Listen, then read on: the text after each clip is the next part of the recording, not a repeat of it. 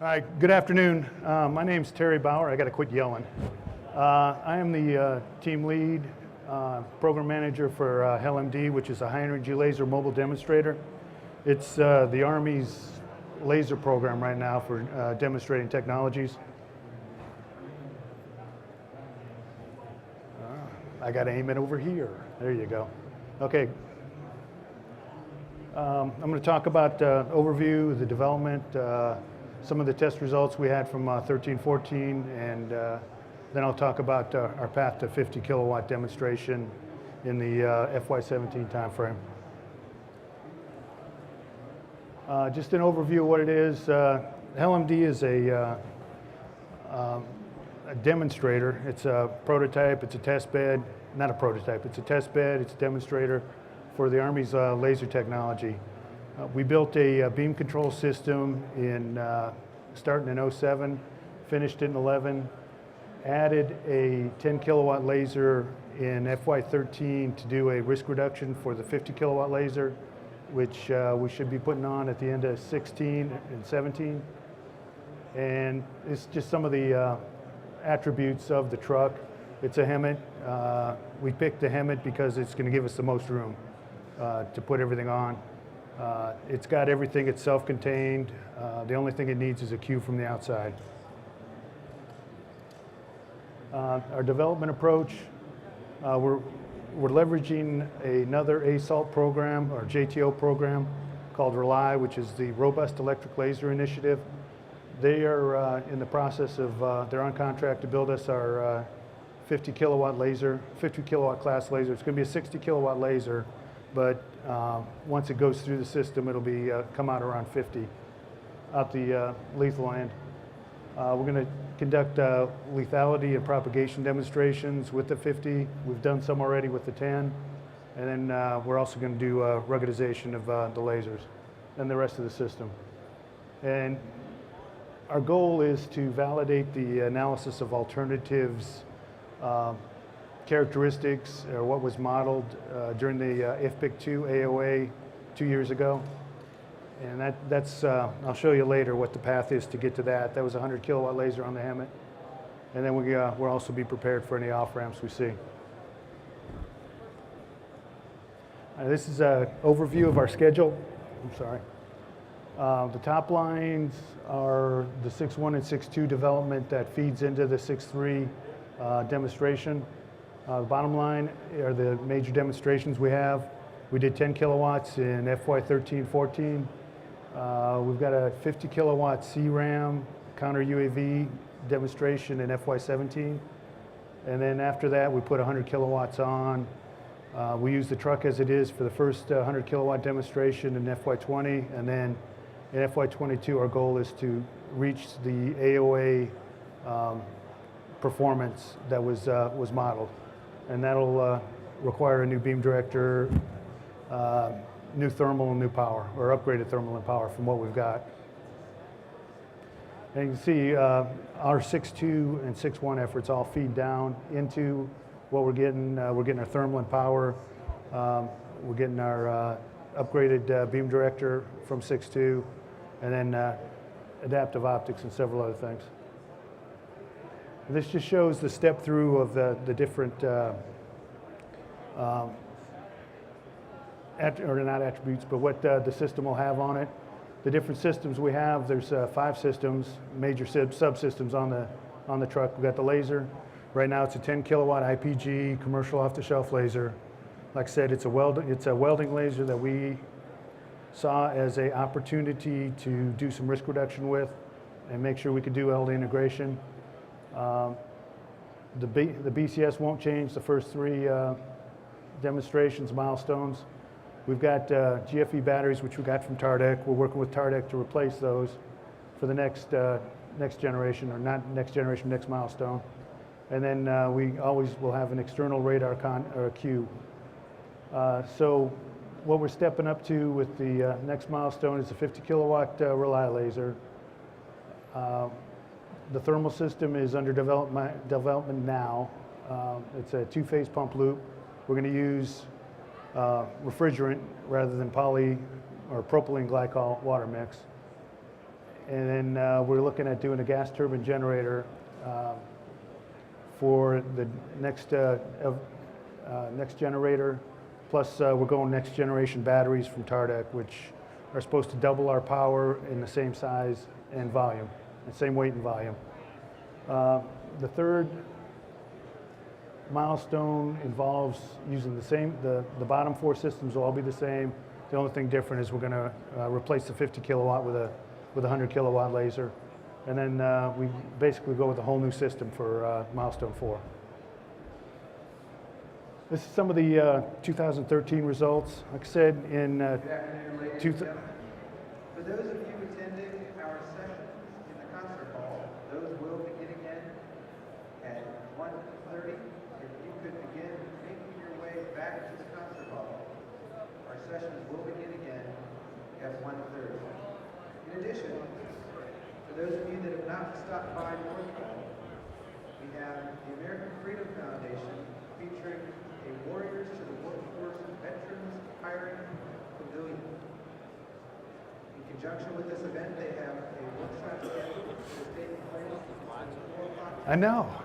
So when you have a chance, please stop by the North Hall for the American Freedom Foundation's Warriors to the Workforce Veterans Hiring Pavilion and network with some of the veterans that are there.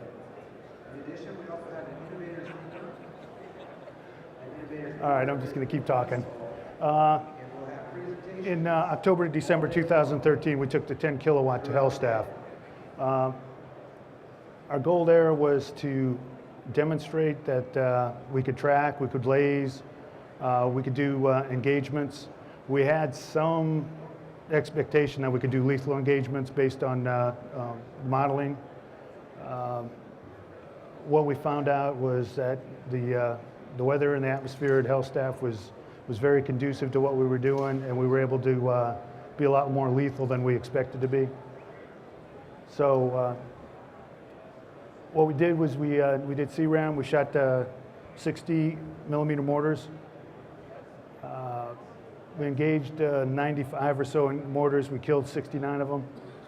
We took a Sony camera and put it in a ball at the bottom of a Outlaw Gen 2 UAV and engaged it with about a half second of laze time and destroyed that camera.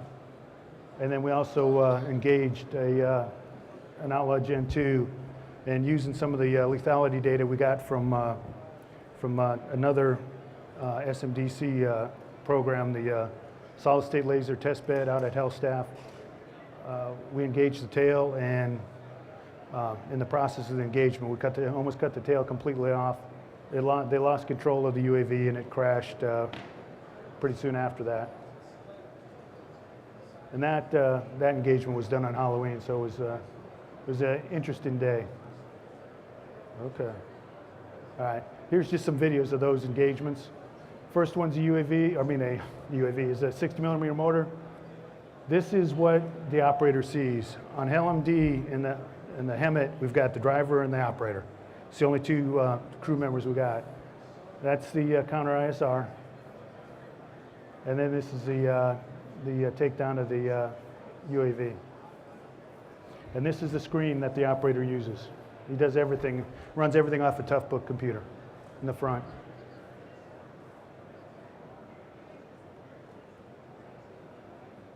And at the far left is our truth sensor. It just shows that they lost control of the UAV, and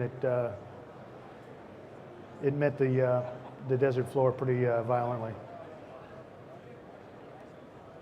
So like I said, it's a two-man operation. The operator sees everything, controls everything off of that Toughbook. And then we get the cue, he'll see the cue on there. You had two screens on there. One is the acquisition sensor, and the other one, this is a picture of the fine tracker. This right here, we went to Eglin in 2014 to do some propagation testing in more adverse weather conditions, and we found out that how nice HEL staff's atmosphere and conditions were. We went down to Eglin, and things we could do at HEL staff we couldn't do at Eglin, put it that way. The 10 kilowatt was not sufficient to to provide lethal fluence on the targets. We weren't able to kill any mortars. We were able to track them no problem. We were able to engage and destroy one Boomer UAV for the Navy. And all the Boomer was, it's a Class 1, Class 2 UAV that's got twin booms on it. The Navy asked us to see if we could cut the tail off of it, or one of the booms off of it, if that would destroy it, and it did. It ended up in what they called a gator-infested swamp. So,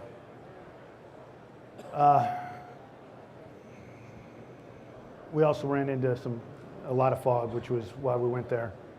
This is our results. After we went to Eglin, we went back to HEL staff to do some long-range tracking. This is a picture of the Broadsword, which is a Class 2, pretty decent-sized Class 2 UAV at 32 kilometers. And that's what it looked like in the Fine Tracker. So with the cameras we got, which are several generations out of date, we could track a UAV out to 32 kilometers, no problem. The other thing we did was we went up to a place called North Oscuro Peak, which is on the far north end of White Sands. It's about 8,000 feet, and while we were there, it was nice enough to snow on us, and then the clouds moved in underneath us. So while we were up there, we were in the process of doing some propagation testing, and we got a nice day where we shot through the clouds, and we were able to gather data shooting through the clouds. So which was what we tried to do when we went to Eglin, but we ironically got to do it back at HEL staff. And while we were at Eglin, this is Eglin and White Sands at NOP. The one on the left is a boat track. While we were sitting at Santa Rosa Island, we were able to track a fishing boat. It was copia season, so there were boats aplenty out there. And while we were waiting for a UAV to launch, they tracked that. You can see the boat on the left in the Fine Track, or in the Acquisition Tracker, and then the crew working up in the cabin. And then I think you may have to click on the videos. This is a video of a semi 20 kilometers away on a highway behind North Oscuro Peak. We looked over past where we had our target board, and we were tracking it. And that's the front end of the semi right there. So had no problem acquiring it and tracking it. And then you can see on the picture there that the aim point doesn't move even with the motion of the boat. We found that in 2011 when we were tracking foreign mortars. Some of those mortars moved considerably in their thing, and like 10% of them belly flopped. So we had no problems with tracking any of those. So we're pretty confident we can track most anything.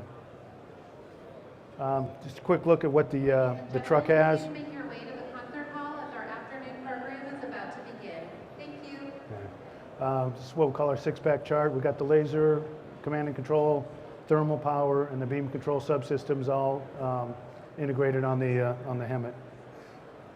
And this is what we're going to be building for the 50 kilowatt demonstration in 17.